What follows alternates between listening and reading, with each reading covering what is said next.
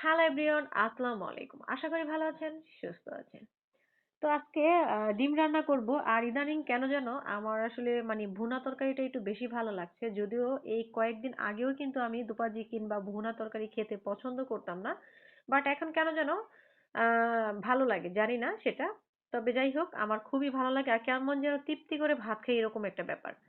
তো যাই হোক, ডিম তরকারিটা কিন্তু ইদানিং আমি খুব লাভার হয়ে গেছি। কারণ আগে পরে আমি ডিম তরকারি আমার একটুও ভালো লাগতো না। এখন ইদানিং ডিম তরকারি এত ভালো লাগে কি বলবো। এখন মাঝে মাঝেই কিন্তু আমি ডিম তরকারি ডিম ভুনা করি। মাঝে মাঝে আগে আমার হাজবেন্ড খেত, ওকে বলতাম যে ডিম এত কিভাবে খাই খেতে পারো। ওরে সবসময় আমি এই কথাটা বলতাম যে ডিম তরকারি মানুষ কিভাবে এত খেতে পারে। বেসিক্যালি এখন আমার ডিমটা যে এত বেশি ভালো লাগে বলে বোঝানো যাবে না। অনেক বেশি ভালো লাগে।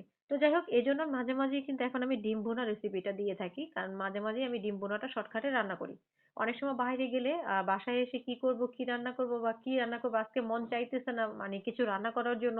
তখন কি রান্না করব? তখন আমি কি কি বেছে নিই? এই ডিম রান্নাটা। একেবারেই ঝটপট আর সহজ। যার কারণে আমি এটাই সিলেক্ট করি যে এটাই রান্না করব। আর এটা খেতে আমার কেমন যেন ভালো লাগে। যেটা কিনা আমি যেভাবে বাসায় রান্না করি আরকি ভুনাটা, আমার কাছে বেসিক্যালি খুবই মজা লাগে, খুবই ভাল লাগে। আর এইভাবে শর্টকাটে ডিম ভুনাটা করলেও কিন্তু অনেক বেশি মজা লাগে, অনেক বেশি ভালো লাগে। তো যাই হোক, সেরকমই একটা রেসিপি নিয়ে চলে আসলাম আরকি। ডিম তরকারির রেসিপিটা নিয়ে। তো এই যে একটু টমেটো দিয়ে দিলাম। টমেটো না দিলে তো আমার ভুনা তরকারি মনেই হয় না যে আমি অসম্পূর্ণ মনে হয়। একটু টমেটো দিলে যেকোনো ভুনার মধ্যে আমি টমেটো দিলে আমার ভালো লাগে। আর টমেটোটা না দিতে পারলে আমার তেমন খারাপ লাগে যে তরকারিটা হয়তো মজা হবে না, ভালো লাগবে না। এরকম একটা ব্যাপার আরকি। তো যাই হোক, এই যে এখন এটাকে ভালোভাবে কষিয়ে নিলাম। তো কষানো কিন্তু প্রায় হয়ে গেছে আমার। তো কষানোটা হয়ে যাওয়ার পর একটু নাড়াচাড়া করে দিলাম। নাড়াচাড়া করে দিয়ে এখন ডিমগুলো আজকে আমি একটু কেটে রান্না করব। আর যদিও ডিম তরকারিটা আমি প্রায় সময় আমাকে আমার হাসব্যান্ড বলে যে কেটে দাও, ভিতরে মশলা যাবে। আসলে আমি সেরকম করি না। হয়তো ডাবল রান্না করি, ৪ টার জায়গায় ৮ টা রান্না করি। এখন কি করব? এটাকে ভাবলাম যে ঠিক আছে, আজকে একটু কেটে তারপর রান্না করব। তো মধ্যে থেকে কিন্তু আমি একটু ফালি করে দিব। মধ্যে থেকে ফালি করে দিয়ে তারপরে আমি এটাকে করব। তো একটু পানি দিয়ে আমি একটু জাল করে নিলাম, মশলাটাকে একটু ভালোভাবে আরকি, যাতে করে, কারণ ডিমটা দেওয়ার পরে আমি বেশি রান্না করব না।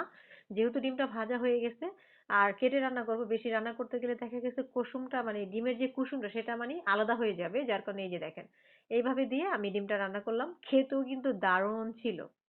তো যদিও তারপরের দিনও আমার ছেলে বলতেছিল যে আম্মু আমাকে ডিম তরকারিটা আজকে রান্না করে দাও। তো বললাম যে না, আজকে যেহেতু গতকালকে খেয়েছো আজকে আর না, আর ২-৩ দিন যাক তারপর। এতটাই ভালো লাগে এখন আমাদের। আমার আমার একটা সবচেয়ে ভালো লাগার কাজ হচ্ছে আমার মেয়েও এখন ডিম খায়। তো যাই হোক, ডিম রান্নাটা শেষ করে এই যে ভাত বসিয়ে দিলাম। তো ভাতটা বসানোর পর যাক, বিকেলে খাওয়া-দাওয়া করে বিকেলে আজকে আমরা একটু কফি খেয়ে নিবো। তো কফিটাও বানিয়ে নিলাম। আর আমার হাতে কফিটা যে কি হয় কি বলবো বলেন?